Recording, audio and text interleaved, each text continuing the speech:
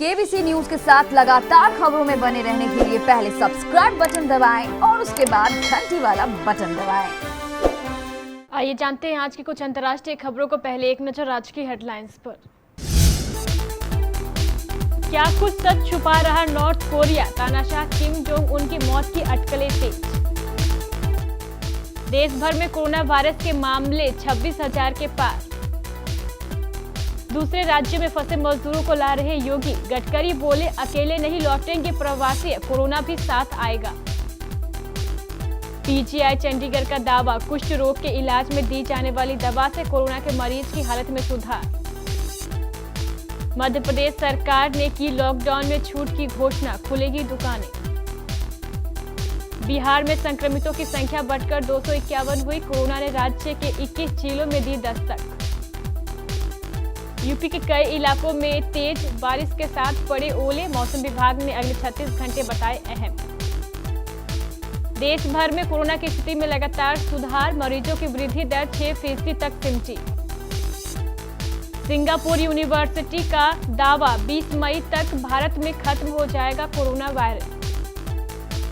चीन की सीमाओं से सटे वियतनाम में क्यों नहीं हुई कोरोना से एक भी शख्स की मौत। कोरोना से बचने के लिए बदल दिया रिक्शा का डिजाइन, आनंद महिंद्रा ने किया तारीफ। सीरियल रामायण की सीता की वेडिंग रिसेप्शन की ये तस्वीर हुई वायरल, राजेश खन्ना भी आ रहे हैं नजर। डर फिल्म को लेकर सनी देओल ने किया खुलासा। और रवि शास्त्री की एक सलाह ने बदल दिया सचिन तेंदुलकर का करियर। उत्तर कोरिया के तानाशाह किम जोंग उन को लेकर कई तरह की अटकलें पूरी दुनिया में चल रही है। तानाशाह किम जोंग उन की सेहत को लेकर पिछले काफी दिनों से रहस्य बरकरार है, मगर इस बीच कुछ मीडिया रिपोर्ट्स में दावा किया जा रहा है कि उनकी मौत हो गई है, तो वहीं कुछ रिपोर्ट में उन्हें बीमारी से फिट होकर घूमते हुए बताया जा रहा है। दरअसल पिछले काफी दिनों से तानाशाह की सेहत को लेकर अटकलें लगाई जा रही है, मगर अब तक नॉर्थ कोरिया की ओर से कोई भी स्पष्ट बयान नहीं दिया गया है। यही वजह है कि सोशल मीडिया पर इन अटकलों को बल मिल रहा है और रहस्य अभी भी बरकरार है। देश भर में कोरोना वायरस महामारी का खौफ बढ़ता जा रहा है। महाराष्ट्र, उत्तर प्रदेश, आंध्र प्रदेश और राष्ट्रीय राजधानी दिल्ली सहित अन्य स्थानों से कोरोना वायरस के नए पॉजिटिव मरीज आने के साथ देश में कुल मरीजों की संख्या 26,000 पार पहुंच चुकी है। महाराष्ट्र की स्थिति सबसे ज्यादा चिंताजनक है। शनिवार को देश भर में मिले 1,819 नए मरीजों में से करीब आधे यानी 811 नए मरीज अकेले महाराष्ट्र से हैं। राज्य में कोरोना संक्रमित मरीजों का आंकड़ा रिकॉर्ड 7,628 तक पहुंच गया है। उत्तर प्रदेश के मुख्यमंत्री योगी आदित्यनाथ दूसरे राज्यों में फंसे कामगारों और मजदूरों को घर लाने की तैयारी कर रहे हैं। कोटा से हजारों छात्रों को लाने के बाद सीएम योगी ने अधिकारियों के इस काम में लगा दिया है। हालांकि योगी सरकार के इस कदम से केंद्रीय मंत्री नितिन गडकरी सहमत नहीं है। नितिन गडकरी ने कहा है कि यह सही समय नहीं है, इस समय हमें सतर्कता बरतनी चाहिए। गडकरी ने यह भी कहा है कि प्रवासी मजदूर अकेले नहीं लौटेंगे, उनके साथ कोरोना भी आएगा। कोरोना वायरस की वैकल्पिक दवाओं को लेकर पीजीआई चंडीगढ़ को बड़ी कामयाबी हाथ लगी है। पीजीआई चंडीगढ़ ने दावा किया है कि कोरोना वायरस की वैकल्पिक दवाओं के तौर पर शुरू किए गए सेफ्टी ट्रायल में सकारात्मक परिणाम मिले हैं। पीजीआई ने कुष्ठ रोग के इलाज में दी जाने वाली दवा माइकोवैक्सोरियम डब्ल्यू वैक्सीन को 6 मरीजों पर आजमाया है, जिसके सकारात्मक परिणाम नजर आए हैं। अस्पताल का दावा है कि जिन्हें कोरोना ट्रीटमेंट के दौरान ऑक्सीजन की जरूरत थी, उन मरीजों को एमडब्ल्यू वैक्सीन की 0.3 ml दवा का इंजेक्शन देने से काफी सुधार हुआ है।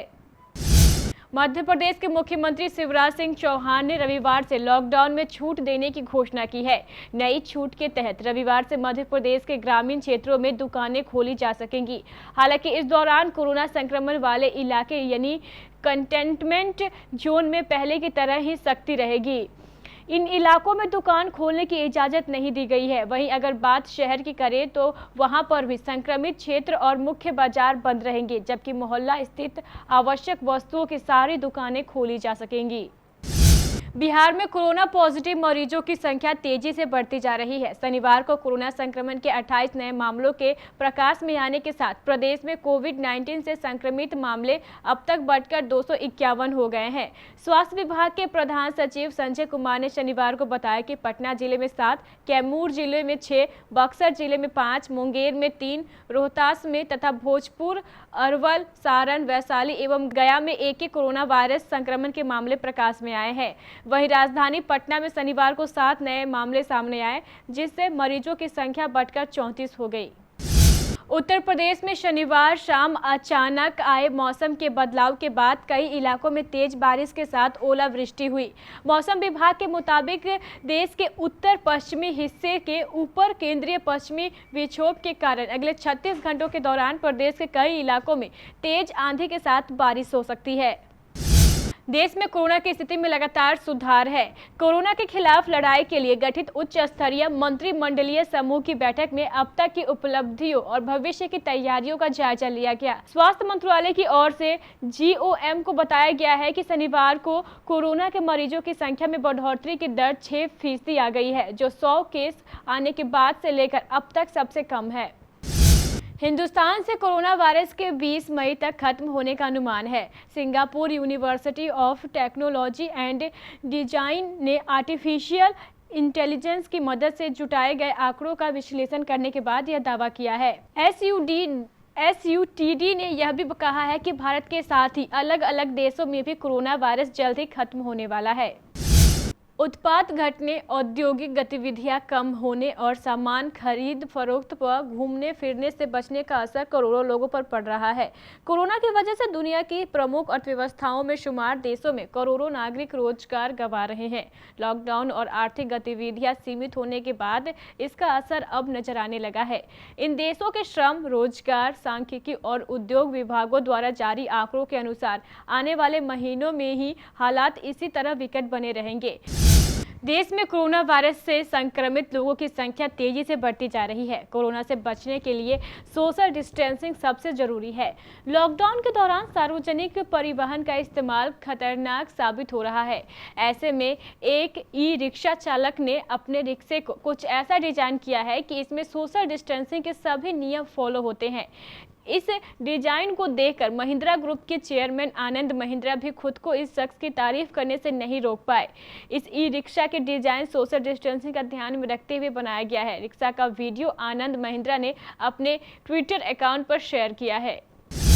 रामानंद सागर की रामायण को टीवी पर दोबारा शुरू किए जाने के बाद से काफी पसंद किया गया है। शो के सभी सितारे एक बार फिर से सुर्खियों में आ गए हैं। इसके अलावा शो में सीता का किरदार निभाने वाली दीपिका चिखलिया काफी सुर्खियां बटोर रही है। इन सबके बीच दीपिका की शादी की तस्वीर वायरल हो रही है। दीपिका की जो फोटो वायरल हो रही है वह उनके वेडिंग रिसेप्शन की है। इस फोटो में खास बात यह है कि सुपरस्टार राजेश खन्ना भी उनकी रिसेप्शन में पहुंचे हैं। फोटो में दीपिका बेहद खूबसूरत लग रही है। उनके चेहरे पर हल्की मुस्कान भी देखी जा रही है। साल 1993 में शाहरुख खान, सन्नी देओल और जूही चावला स्टारर फिल्म डर बॉक्स ऑफिस पर सुपरहिट रही। खासकर इस फिल्म ने शाहरुख खान के करियर को बहुत ही उछाल दिया, लेकिन इस फिल्म की वजह से सन्नी और शाहरुख के बीच मनमुटाव भी पैदा हो गया। इसके बाद फिर कभी दोनों ने साथ में काम नहीं किया। यशराज फिल्म्स के बैनर तले बनी इस फिल्म में शाहरुख खान ने एक ऐसे प्रेमी का किरदार निभाया जो हर कीमत पर किरण यानी जूही चावला को पाना चाहता था।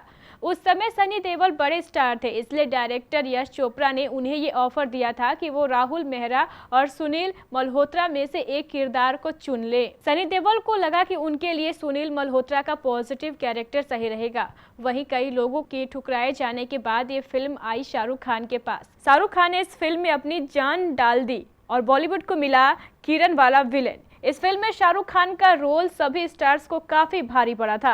एक इंटरव्यू के दौरान सनी ने खुलासा किया था कि जब फिल्म डर बनाई गई तो मुझे इस बारे में नहीं बताया गया था कि इस फिल्म में विलेन को हीरो से ज्यादा दमदार तरीके से पेश किया जाएगा। मैं अपनी फिल्म के बारे में पहले ही निर्देशक से सारी बातें जान लेता हूँ, लेकिन जब मुझे पता चला कि इस फिल्म का अंत कुछ ऐसा होना है तो मैं हैरान रह गया था। मुझसे झूठ कहा गया था। यही वजह है कि मैं पिछले 25 सालों में कभी भी यशराज के साथ काम नहीं किया। सचिन तेंदुलकर को क्रिकेट का भगवान कहा जाता है, लेकिन सचिन के करियर का पहला ही टेस्ट सही नहीं रहा था। उन्हें अपने पहले ही मैच में वसीम अकरम और वकार यूनिस जैसे दिग्गज गेंदबाजों का सामना करना पड़ा था। सचिन तेंदुलकर ने हालांकि कहा है कि भारतीय क्रिकेट टीम के मौजूदा कोच रवि शास्त्री के सुझाव ने उनके लिए सब कुछ बदल दिया और इसके बाद उन्होंने पीछे मुड़कर नहीं देखा। तो ये थी हमारी कुछ अंतर्राष्ट्रीय खबरें। चलेंगे प्राइम स्टूडियो।